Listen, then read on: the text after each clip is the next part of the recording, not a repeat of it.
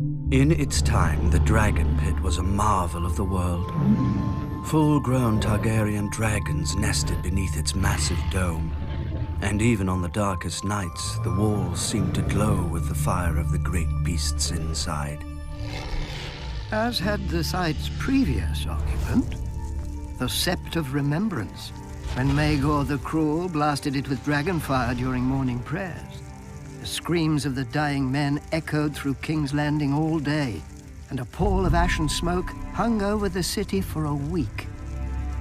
But as it dissipated, so too did the rebellion of the Faith Militant.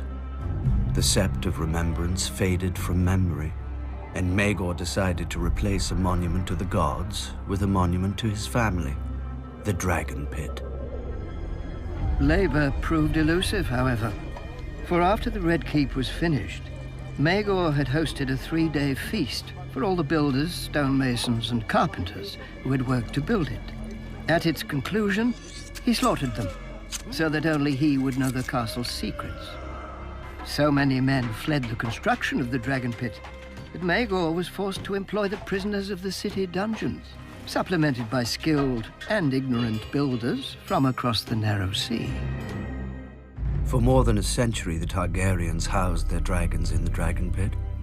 But dragons are not horses to be stabled or hounds to be kenneled.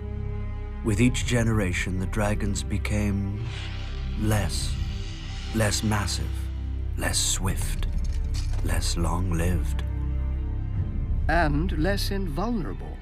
During the Dance of Dragons, 2 Targaryen factions killed a handful of their family's dragons while fighting each other. A frenzied mob even broke into the Dragon Pit and slaughtered the 5 dragons chained there, though the last managed to bring down the roof of the Great Dome on its assailants. The dragons never recovered their former strength or numbers. Perhaps their line had been too broken, or perhaps others intervened to break it further. But the last dragon grew no larger than a cat, and its death earned Aegon, 3rd of his name, the epithet Dragonbane. What is a dragon pit without dragons? The roof remained where it had fallen. The great bronze doors rusted and fell off their hinges.